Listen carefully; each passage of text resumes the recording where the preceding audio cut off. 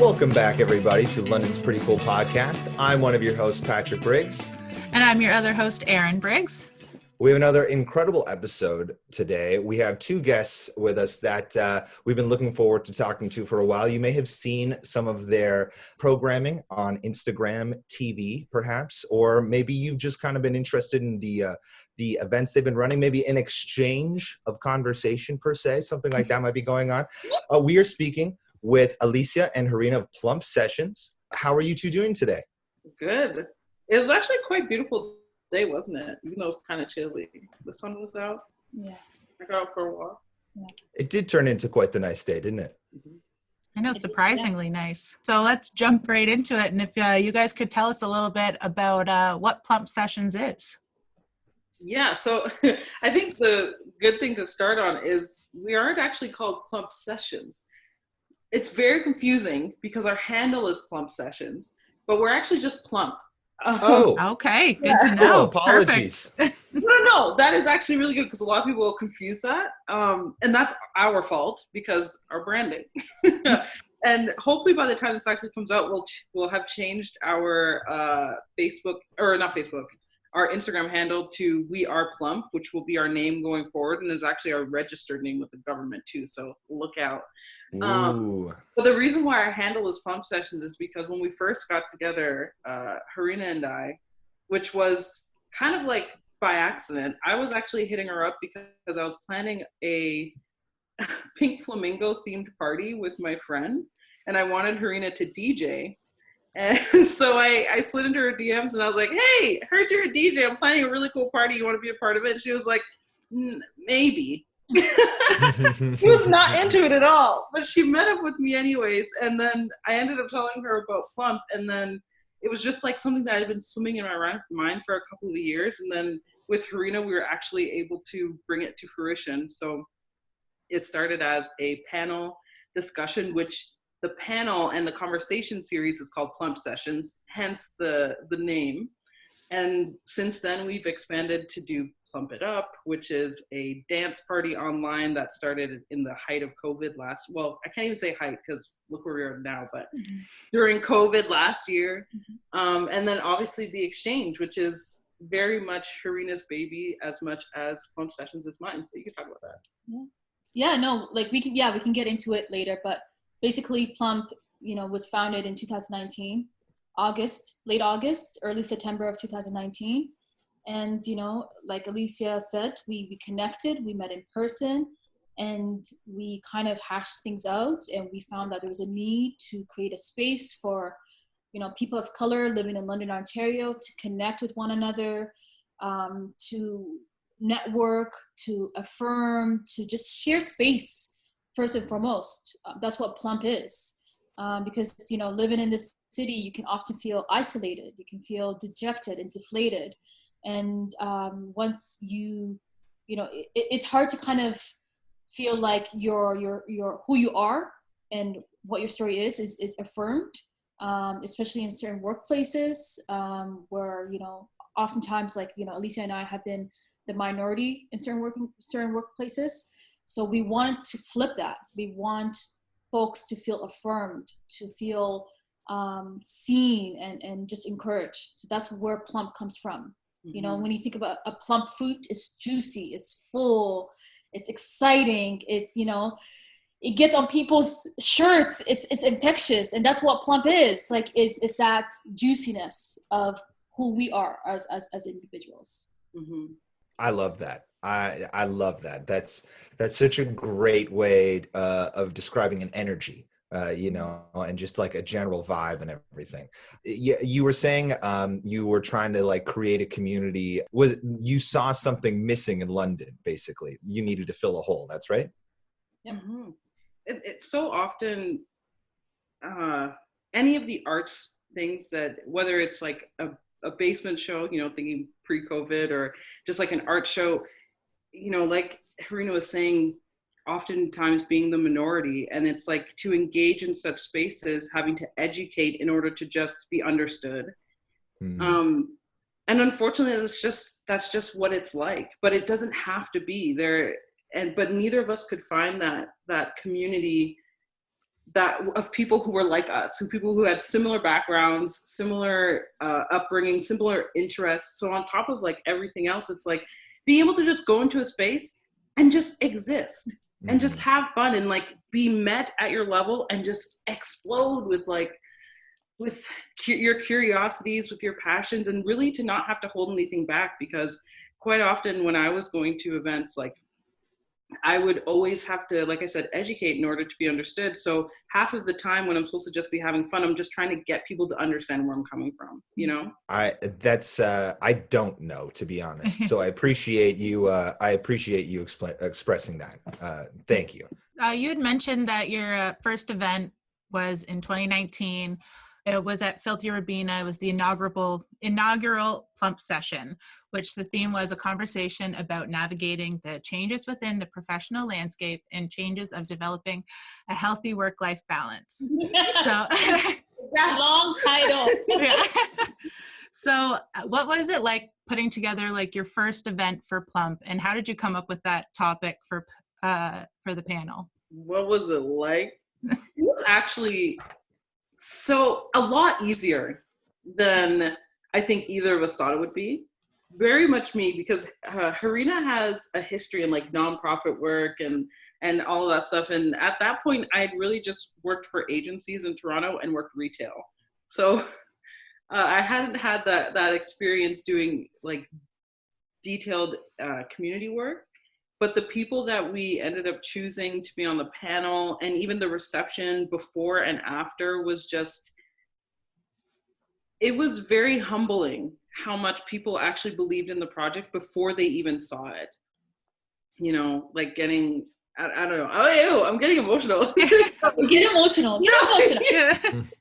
No, it was really, you know, there's something to be said when something lives in your mind and then it comes into reality, you know, it materializes. And I think, you know, like Alecia was saying, just that, you know, this idea that we both had, we're excited, we're hesitant, we're also, you know, anticipating what the response will be like, coming out to a full audience in Filthy Rabinas on a rainy day, you know, where, you know, the panelists are sharing their stories, they're feeling comfortable, and people are listening and receiving to what they have to say, because these are vulnerable stories. Some of them can get really vulnerable, and we understand that. And that's what PLUMP session is giving that platform for those folks who want to tell their story. It was a great first event, and it really just highlighted the fact that what we're doing is very much needed in this you know, community in London. So that was very fulfilling. And speaking to the theme though too, I think quite often, like I was not born in London. I came here for school. I went to Brescia, and then after I graduated, I was like, I'm not going back to the suburbs. But it's quite often that you have people, they come here for what they need to be here for, or even if they grew up here, they're like ready to leave, ready to get as far away as they can, whether it's Toronto, Montreal, Vancouver, like anywhere, like they just don't want to be here. And being someone who actually, like, I chose to stay here. I like London in the summer. I like all the like beaches that are accessible. I like the people here and everything. So we wanted to really have people share their stories who chose to be here, who are not just waiting to leave, who actually found professional success or creative success, or in whichever way that you want to determine it. They found what they needed here, and they didn't feel like they had to go anywhere else. Because quite often the conversation, like I said, was let's run away. And if you say that you're going to stay, it's like there's a stigma around like wanting to stay in London, you know?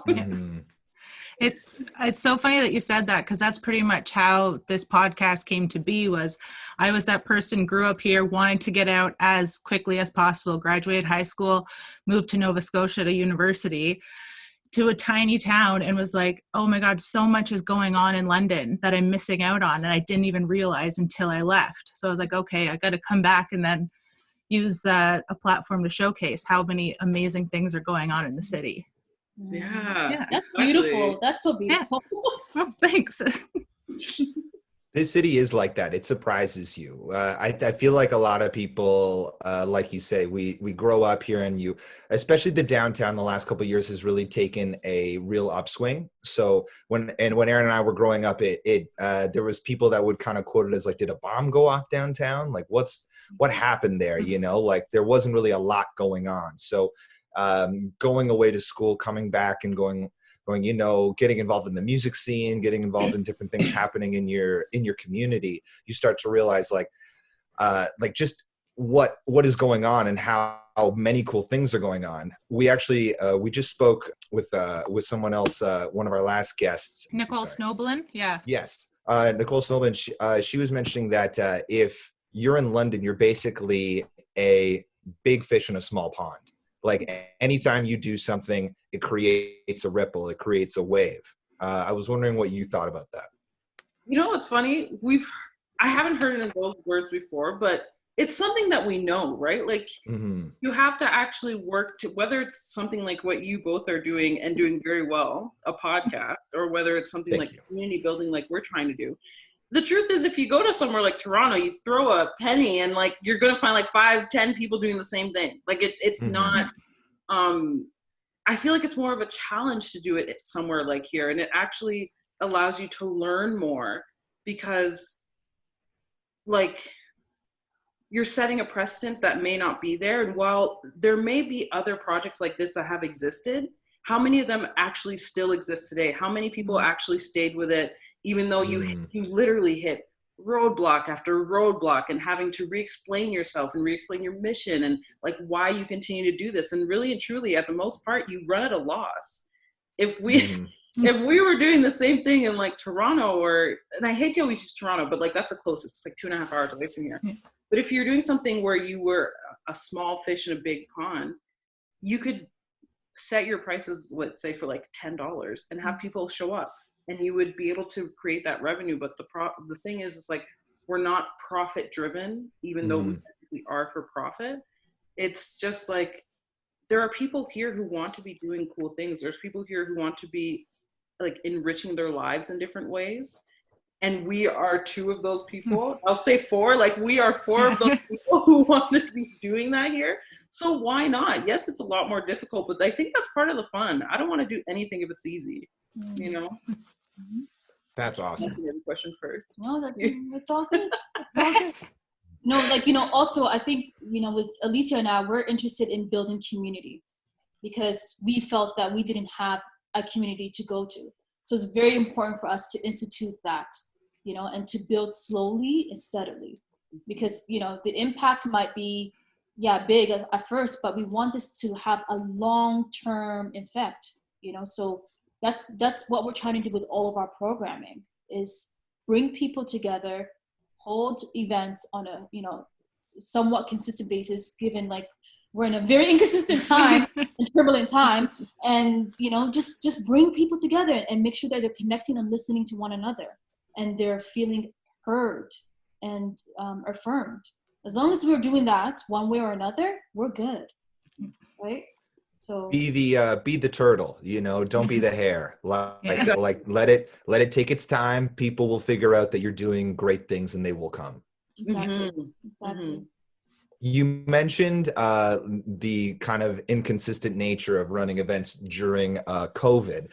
Before COVID unfortunately halted the world, Plump was really starting to pick up with community events for Black History Month, like film night and discussion. There was a skate and bounce, beats and eats, excuse me. How did you come up with these events? And I'll ask further questions afterwards. Sorry, I was going to start running into questions. How did you come up with these events? Well, we're both Geminis, and we have tons of ideas, creative ideas, and I don't think we're short on any ideas. So we just, whatever is what we find to be fun, whether it's music or talk or art, whatever it is, we just want to bring people together, right? And we want to continue to do that in innovative ways, in spaces that may be underutilized, or, with businesses that might not be as showcased as, respective businesses. So we just want to make sure that we're bringing people together and doing it in a fun way.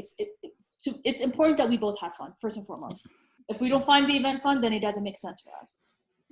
Yeah. If I'm not gonna have fun, I ain't going. Yeah. You're not going to your own event. No, I'm not doing that. And I think, like, just talk to each one specifically. After we had the inaugural PLUMP session, like that panel, one thing we heard from people was like, wow, there's never anything cool in the evening that we can do, like if we have kids, or if there's never anything with this kind of vibe, for lack of a better word. So we really wanted to prioritize people with families, people who work 9 to 5, because I think the first one was also at 6. So it didn't give a lot of time for people who actually wanted to show up but had different other priorities in their life. So, you know, the skate and bounce was really important because we made that family friendly. Like, it was all ages, and you know, there were tons of kids, more than we expected, showed up. But even like hosting it in the Optimist Center, like a lot of people didn't even know that place existed. And outside of COVID, they used to have like adult roller skating every night. So like, there's I love that place. Yeah. Yeah. And then Beats and Eats was the same thing. Again, we wanted to make it accessible to almost everyone who just wanted to do a cool thing. And the film night, like, talk about hair. That's like, you know, hair is a big part of, especially Black hair. It's a big part of our identity. So we wanted to explore that. And, you know, Alecia scouted this filmmaker living in Toronto who created this short film called Wash Day, and which is premiering in Chicago this week or next week. And I'm just like, Courtney is her name. She's doing awesome things. Exactly. Yeah. So just like, you know, bringing her and her film, and then, you know, also pairing it with a local business, barber by the name of Kwame, and just like having that dialogue. What does hair mean to you both? And and we try to be as reflective of the times as possible, right? Whatever's happening in the world, we try to represent or bring that topic up, so folks of color can just express their views and be heard, and you know, that space is there for them to just basically I'm losing the word here. to hold them, their ideas, their thoughts, their frustrations, and so forth. Yeah. How has COVID forced you to shift how you run PLUMP? Listen, last week sucked. Like, we did make the best out of it, but I know I was very difficult. I was like, Harina was like, let's do this. You know, people are still showing up. We did PLUMP it up for, like, I think every Friday for a couple of weeks, if not like 2 months or so. And then at the end of it, I was like, Harina, I can't do this anymore. I don't want to dance. I'm sad.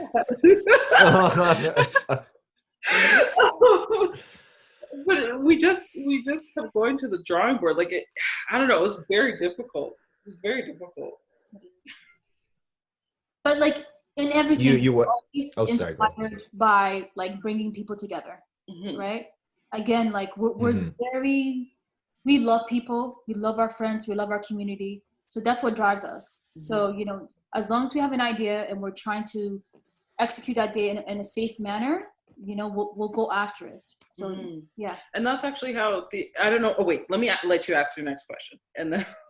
Oh no, you go ahead, and then I will ask many further questions. Okay. I was gonna say that's how the exchange was born, right? Like, we were like, things were always serious. Let me make that clear, but it was getting heavy. It was getting heavy, and it wasn't just enough to say, hey, here's an open space where you can come and just listen to music, like, or you can dance if you feel like it. Like, we needed actually a space to talk. And thankfully at this point, it was like near the end of the summer, when, you know, restrictions were lifted a little bit, things were a little bit more optimistic. So we had our first exchange, like, distanced in the park, to just talk about how we were feeling, about the heaviness of witnessing how many Black men and children being murdered, and it being like this, again, for lack of a better word, like trauma porn every day. And then to have the march or the protest that happened in London, which I didn't expect anything like that. And like, just thinking back to that day, like I didn't even want to go because 1, COVID, 2, who's going to show up? You know what I mean? And, you know, Harina went, and then I was like, you know what, I'm just going to come and meet Harina. And at the very least, I lived like 10 minutes away from where it happened. So I was like, I'll just walk home if anything happens. And I just remember the first sign that I saw when I walked on there was, I'm sorry and I'm listening. And like, I just, and then like literally a minute after that, I saw Harina and I just broke down. Like things were so heavy and like you're isolated, so you can't talk to anyone about it, you know? Like it was so rough. It was so rough. But yeah, that's where the exchange came from. Oh, thanks so much. That's a crazy day. Yeah, sharing all of that and how you're feeling. But since you brought up the exchange, could you tell us a little bit about the exchange and like what it is and how it got started? Yeah, so you know, Alecia and I meet on a weekly basis, and we're always, again, like our mind is always going and running. And we wanted to add to our programming other than PLUMP sessions and you know, just the one-off events that we were hosting at the time. So we came up with the idea of like just hosting somewhat a format that's very similar to a book club, but instead of having one specific book that everybody has to read and then come to share at the end of it, we want to change up the medium so anybody can bring their preferred book, right, or their preferred song, and as long as it's tied to a theme that was pre-established by us, we can then come together and share our insights and our thoughts. So for example, the first exchange, the theme was transmutation, and then the medium was literature. Mm-hmm. So as long as you're bringing a piece of text or, you know, literature that deals with transmutation, you can come to the circle, you can share that and what that piece of text means to you and the significance that it means to you, and then come together in a circle and share space with your brothers and sisters and fellow community members to really just like dive into what this universal theme of transportation means, right? Because we're always dealing with themes that are like dealing with humankind, right? Whether it's transportation or loneliness or intimacy or what else we got? Yeah, we got so many. Dream. Very deep topics. Intuition. Yeah. And then the fun part of it is we try to change it up so everything's fresh. So the following exchange was dealing with intimacy. That was the theme. And then the medium was music. So everybody came with a song that dealt with the theme of intimacy. And they were able to share that. And then lots of songs to choose from there. Yes. And yeah, like everybody came ready to share that. And then, you know, once you shared your contribution, the fellow exchangers can comment on that. They can add to that idea or to that insight, and we go from there, right? So it's just a creative way to get together and just like talk about life, really. And you may be exposed to a piece of music or a piece or an artist, a visual artist, or an author that you may have never heard of before. That's the other added benefit of this, is that not only are you sharing space with your fellow community members, but you're also being exposed to creative works. It sounds like such an amazing program that you came together. And also like a multimedia sharing. It's just so interesting and something that I've never heard of before. So it's just so cool. How can our listeners, if they're interested in attending an upcoming session, find out about the themes or what's going on to be able to attend? Website. We have a website called weareplump.ca. So every month we update the sign up, and literally all you have to do is register and fill out the information. We do prioritize the accessibility for like BIPOC folks in London and elsewhere, because right now it's online, so we can do it from wherever you're from. But when restrictions do go up, we will be starting to do them in person again. But yeah, on our website is the short answer. And we should just clarify that initially the exchange was only offered to BIPOC folks. However, starting in June, we're going to be able to offer it to all community members living in London. And Wicked. yeah, we're just so excited about that. That's going to be in partnership with a couple of cultural institutions, but first up, it's going to be with the library, the Central Library. So again, it's going to be virtual, but yeah, it's out there. So folks have come together. Can I ask, what's the general vibe during the exchange? It changes based on the theme. So like sometimes it's whimsical. Like I remember Dreams was exciting because everyone was talking about all these different dreams, and some people we try to choose themes that have wild and like interpretations. So Dreams is kind of a loose one because we said choose your own medium. So some people chose like a piece of a film, other people chose music, some people chose literature, and some people chose to interpret dreams as literally the dreams that they have when they go to sleep. Other people chose it as dreams for the future, or dreams that they used to have for where they'd be right now versus how they're actually existing in the world. So I feel like no matter whether it's like deep, like intimacy and loneliness was heavy. Was heavy. Especially during COVID, probably. Yeah, exactly. Yeah. It was fun. It was fun. Like it always feels safe, and everyone is so accepting, and everyone has space to speak and express themselves. Like we always have high expectations for anything we put together, but I think every iteration of the exchange just goes higher and higher and higher because people are so open. Yeah. Obviously, you're creating that atmosphere, which is that must feel pretty cool. Yeah, and it's definitely intimate. That's the other piece of it. It's very intimate, and through that intimacy, people are able to go deeper with their sharing because they feel safe to share. But yeah. At the time of recording, you've completed 4 community conversations through Instagram Live.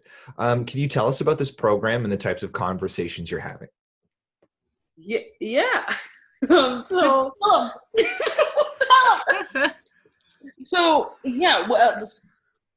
Originally Plum Sessions was a panel discussion. And after completing the first one, we actually applied for a grant through the Community Arts Investment Program through London Arts Council. Thank you. And we received a grant. Actually, we were successful in receiving one, which is awesome. But because of COVID, we've had to like readjust the way we're approaching it. So changed it to one-on-one conversations hosted on Instagram because we still wanted it to be open. We still wanted it to be accessible.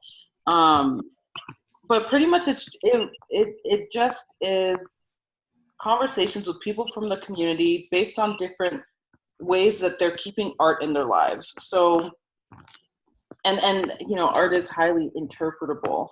We've seen Saidat from the Saidat Show, who does amazing work with children across Ontario. I think in COVID alone, they've worked with over 700 schools. Wow. So keeping these kids in some type of routine and giving them the space to, again, express themselves, which is very much in line with PLUMP and among other people. But the main thing is to give a platform to people who typically wouldn't have it in this specific setting. I feel like a lot of community work exists in silos. So like, I don't have kids. I don't know anyone who has kids. I don't know who's doing work with children, but like that work is so important. And it's really cool to see how everyone's still able to connect with the communities that they're tied to. So we try to bring people in from different silos that exist in London so that they're all in one space and everyone knows what's really cool that's going on right now in London, You don't want to have all these cliques, separated and everything, doing their own thing. Yeah. It needs to be together. Exactly. Collaboration. It's always a good thing. Yeah. Did you, I'm not sure if you specified this in that answer, but what made you start the program? I just like meeting people, honestly. Like, it's very self-serving. I get so bored running in the same circles all the time. And I find that if you just reach out to someone and you see the work that they're doing and you appreciate it, you can learn more about them. And there's so many things that we don't get to experience in this life because we just don't get out of our comfort zone. I love getting out of my comfort zone. So, you know, on the self-serving way, it's really a way for me to get to know people in the community and get to actually be aware of what's going on here, because you have to work to it to know what's going on in London, because you can't just walk down the street and go on the busy intersection and see everyone doing everything in the same place, right? But in a more community sense, it's like, after every one of these conversations, I know that people who were in the audience have reached out to our participants and have had conversations of their own. Mm-hmm. And that's what I like. I like when people are able to make unexpected connections, and that's all that it's about. It's like a misconnections in real life. Just meeting random people at parties and stuff and having great convos about deep things you didn't expect to have that convo about, you know? Exactly. Yeah. So Plump Sessions is still, well, I wouldn't say it's new, but you did have to spend over a year online really having to host these events. Now that we're kind of getting vaccinated, hoping, kind of seeing a light at the end of the tunnel, how do you kind of hope to see Plump grow in London? We have a couple of things potential in the pipeline, but I think like at a high level, I want to continue to foster a sense of community in ways that people don't expect. You know, I just want to be able to make unexpected connections. And I guess that's kind of reiterating what I just said, but there's so much happening in this community all the time, but like, no one knows how to use SEO, I feel like, in London, so I can't Google it. I have to find it myself. And then when I find it, I want to share it with everyone so they're aware of it, you know? So I just hope we can continue to do it on a larger scale and partner with larger entities and even different entities, because, and I want to be accountable for this.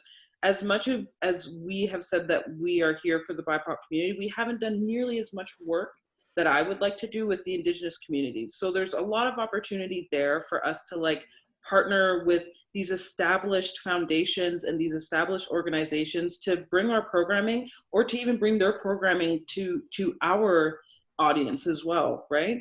I think there's a lot of potential, and we've only like barely hit the tip of the iceberg of what we can accomplish here, you know? That all sounds amazing, and I'm really looking forward to what you guys have in store. Like the dream for Plump should be like the sky, right? Like the moon, the stars. Yeah. Make the world plump. Oh, absolutely. We might steal that as a hashtag.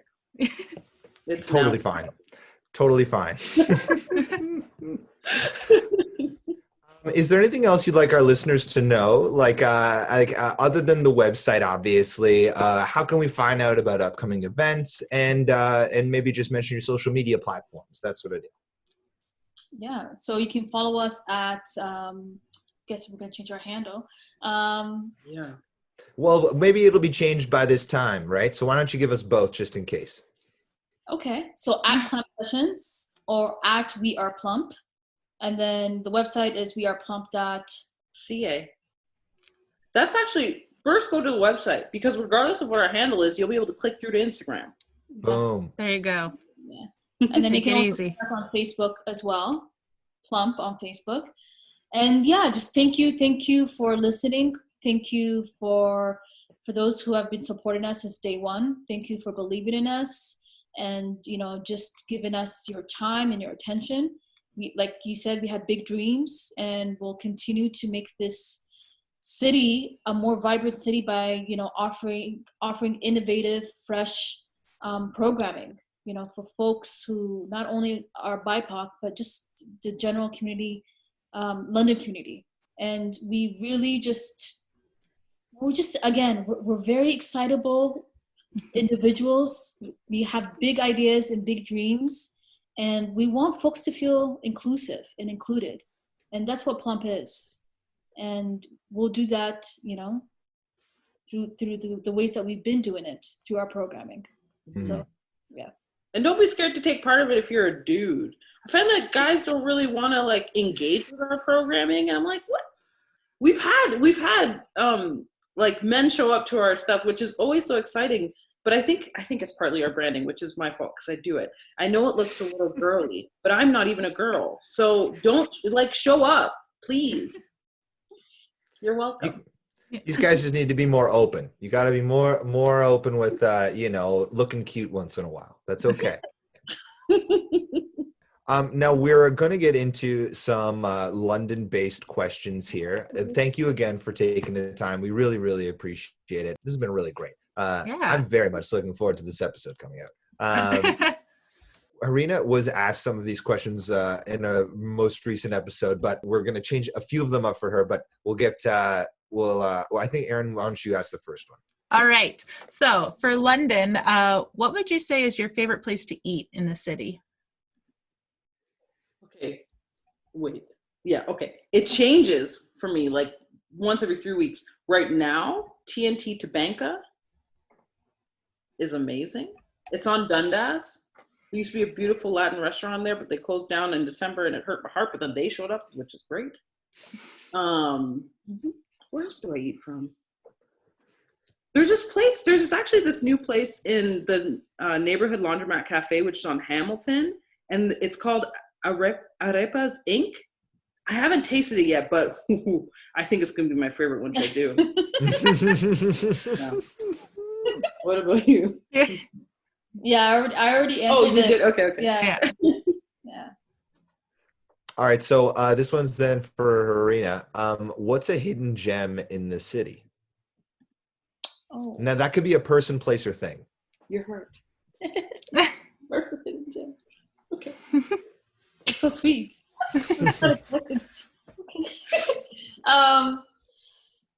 Yeah, I think I mentioned this in the last episode, interview. It has to be the Medway Valley Forest, right here. I live right behind the forest, and it's just a place for me to just get lost in and rejuvenate and just detach from the world. Can I actually add an answer too? Mm-hmm. Yeah. The coves. I love the coves. Yeah. Great. So off of Wellington, Warncliffe. Right by Wortley. It is like a whole little universe in there. And there's this deer I've named Arnold. He's always hopping around in there. If you love trails, I recently went to the Sifton Bog. I work by there, so I don't know if you've been on those trails at all, but there's the good boardwalk one right into the middle, but then there's you don't realize how big that area is. There's trails that go around for forever around there. It's really cool. Bog sounds mosquito-y. I don't know. I haven't been there in the summertime. I can't answer that. But the wintertime, no bugs at all. What is a London small business that you can't live without?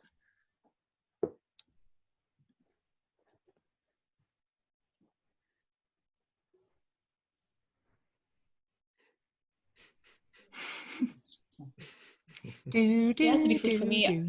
I really dig Shelby's restaurant. I still haven't tried Shelby's. What do you like best there? The chicken shawarma, the falafel. Their rice? Yeah.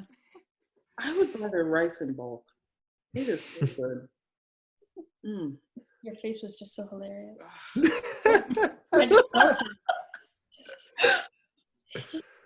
I would say, you know what? I would actually say Filthy Rubina because most of my wardrobe is from there. If anyone else with 45-inch hips is trying to buy things from there, I'm the one who's always getting it. Thank you very much. Sorry, but yeah, Filthy Rubina for sure. What about if you were to have a perfect day in London, what would it entail? I got one because it took us long. What do you think? I'll start the day at the Coves. That'd be great. Nice. Because when you go first thing in the morning, you can see the I don't know what it's called, when the water comes off the water and turns into little the mist. Mist. There we go. Yeah, the mist is super beautiful in the morning. It smells so good. And then you'd see Arnold if you went there. Then I go home, work. Then sit in Gibbons. In Gibbons, there's a lot of willow trees. And the path sometimes seems a little daunting because there's that little park where all the kids play. but the green is so expansive. If you plop in the perfect spot, you're like, no one's around you. It's great. Then I'd go get food from every one of those places we listed, and then go home and eat.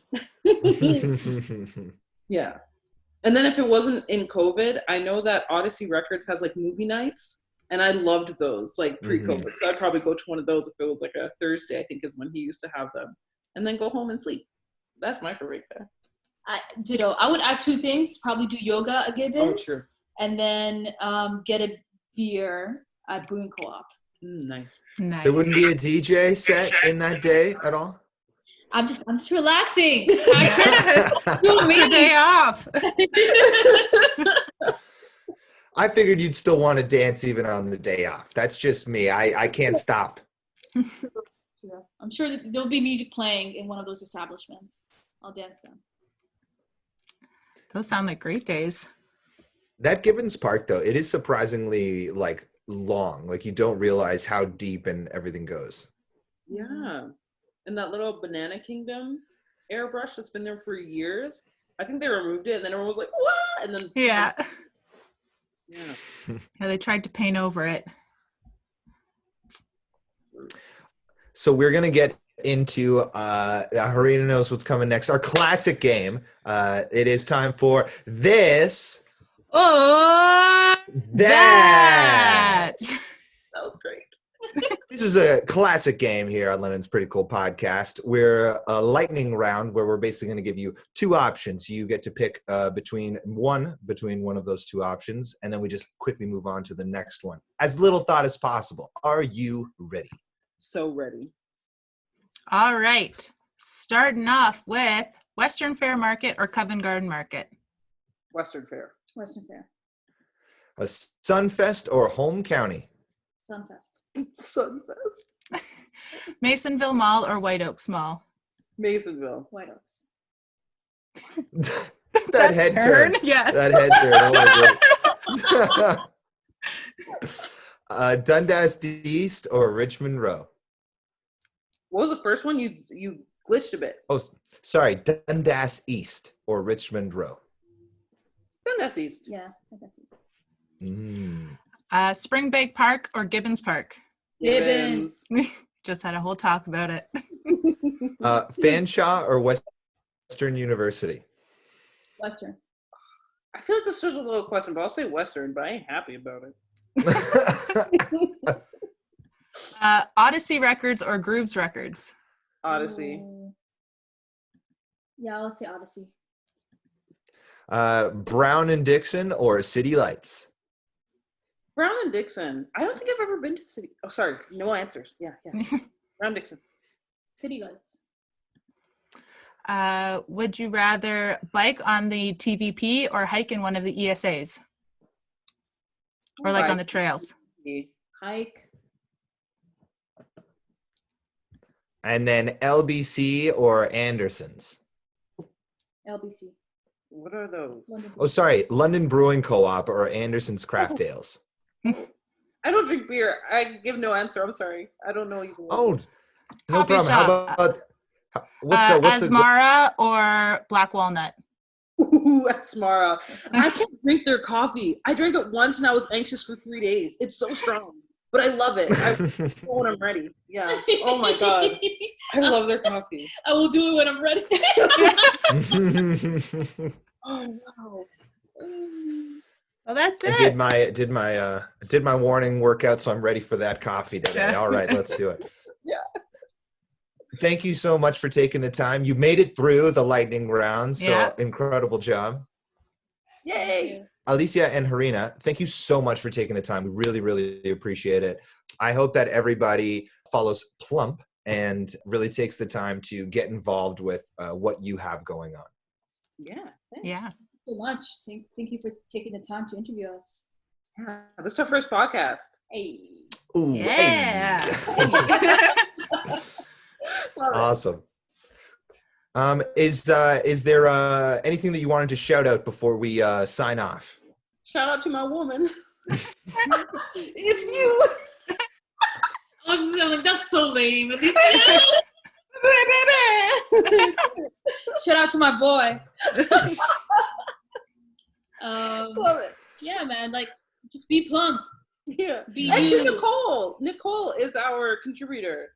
Nicole Joseph. Yes. Let's shout out to her. That's for real. Yeah, shout out to Nicole. Because she's been helping out a lot. Yeah. Yeah. Boom. Awesome. There you go. Hello, this is Harina. And this is Alecia. And we are Plump. And you've been listening to London's Pretty Cool Podcast.